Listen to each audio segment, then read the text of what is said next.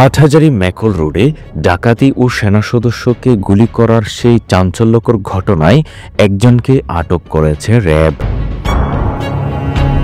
গত ৩ মে র্যাব গোপন সংবাদের ভিত্তিতে অভিযান চালিয়ে উপজেলার লালিয়ারহাট এলাকা থেকে তাকে আটক করে। গ্রেপ্তারকৃত মোহাম্মদ নূর হোসেন প্রকাশ নুরইয়ের বাড়ি উপজেলার ফরহাদাবাদ ইউনিয়নে। নূর হোসেনকে প্রাথমিক জিজ্ঞাসাবাদে ঘটনার সাথে সম্পৃক্ততার কিছু গুরুত্বপূর্ণ তথ্য পাওয়া গেছে। এই ঘটনায় অন্যান্যদের ধরতে অভিযান অব্যাহত রয়েছে বলে জানায় র্যাব। উল্লেখ্য, গত ২৬ এপ্রিল হাটহাজারী পৌর সদরের ম্যাকল রোডস্থ গাউসিয়া গ্রোসারিতে ডাকাতি করে পালানোর সময় শহীদুল ইসলাম সায়েম নামে এক সেনা সদস্যকে গুলি করে দুর্বৃত্তরা। এই ঘটনায় ব্যাপক চাঞ্চল্যের সৃষ্টি হয় ওই এলাকায়। ঘটনার প্রেক্ষিতে র্যাব অভিযান শুরু করে। পরে নূর হোসেন নামক ওই ব্যক্তিকে আটক করা হয়।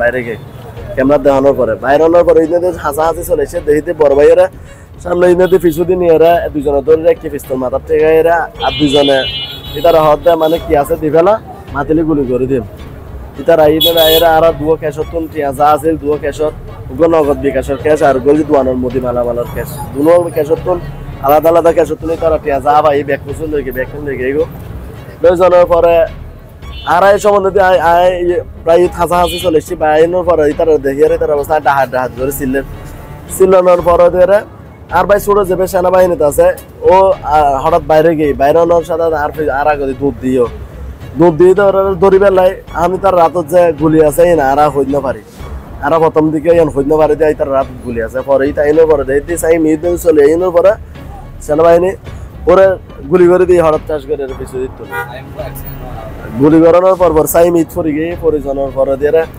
ইতারা এক এক করে বেকম বাইরে গিয়ে বাইরানোর সেঞ্জিত করে বাস স্ট্যান্ডের মুখে কলেজ গেটের রোডে বেঁধে ঢুকিয়ে কলেজের রোডের দিকে এগো আর যাতে পিছুলই আর যাই না পারে বেলায় তারা আরো 3 রাউন্ড গুলি করছি যাতে আর সামনে তারা পিছুলে না পারে করেছি। আমরা সব কয়টি দিক বিবেচনা করে আমরা আমাদের সব কয়টি যে ডোর আছে সব ডোরে আমরা আমাদের তদন্ত কার্যক্রম চালিয়ে যাচ্ছি। ডাকাতদের যে উদ্দেশ্যই থাকুক না কেন, দোষীদের যে উদ্দেশ্যই থাকুক না কেন, আমরা আমাদের তদন্ত কার্যক্রম শেষে আমরা যদি তাদেরকে শনাক্ত করার পরে তাদেরকে অবশ্যই আইনের আওতায় আসতে হবে এবং আমরা খুব শীঘ্রই হয়তো তাদেরকে যদি শনাক্ত করার পর তাদেরকে অ্যারেস্ট করা সম্ভব হবে।